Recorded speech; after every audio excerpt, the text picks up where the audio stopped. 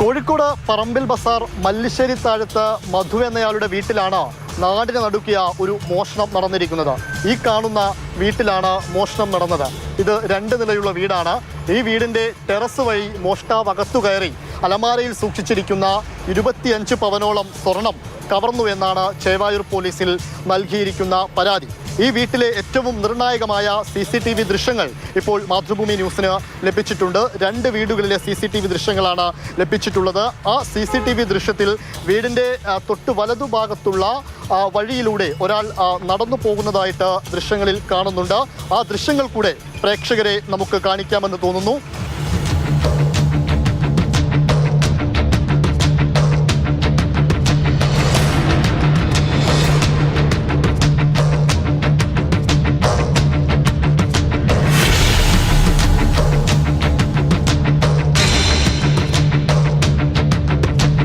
ഇരുപതോ 30 മീറ്റർ മാത്രമാണ് ഈ വഴിയുടെ ദൂരം എന്ന് പറയുന്നത്. ഇതുവഴി ഈ നടവഴിയിലൂടെ മോഷ്ടാവ് നടന്നു പോകുന്നതിൻ്റെ ദൃശ്യങ്ങളാണ് നമ്മളിപ്പോൾ CCTVയിൽ കണ്ടത്.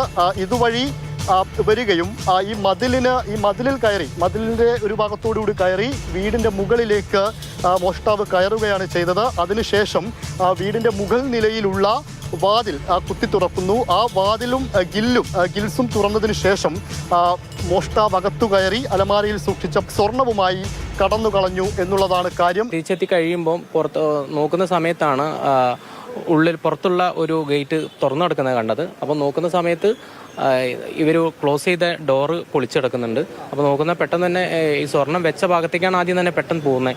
ആ പോകുന്ന സമയത്ത് അവിടെ സ്വർണ്ണമൊന്നുമില്ല.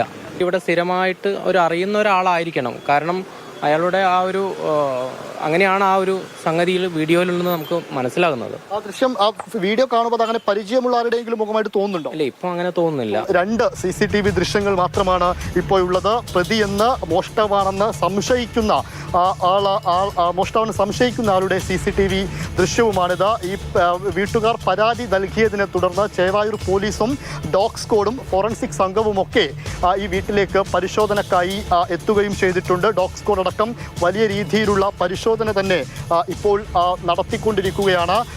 2 ദിവസം ഈ വീട്ടിൽ ആരുമില്ലായിരുന്നു. വീട്ടുകാരെല്ലാം മറ്റൊരിടത്തേക്ക് പോയതായിരുന്നു. കഴിഞ്ഞ ദിവസമാണ് വീട്ടിലുള്ളവർ തിരിച്ചെത്തിയത്. അങ്ങനെ രാത്രി ഒരു 9:55 ഈ വീട്ടിൽ നിന്നും ഒരു ആശുപത്രി ആവശ്യത്തിന് വേണ്ടിയിട്ട് വീട്ടിലുള്ളവർ പുറത്തു പോയിരുന്നു.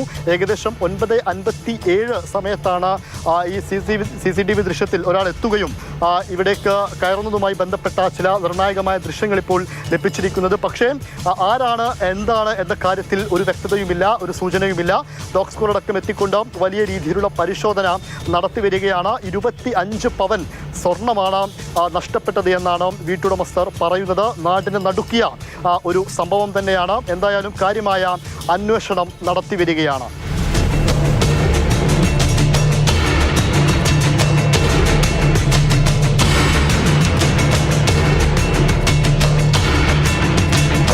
ജോം ടി കെക്കൊപ്പം ഇംതിയാസ് കരീം, മാതൃഭൂമി ന്യൂസ്, കോഴിക്കോട്.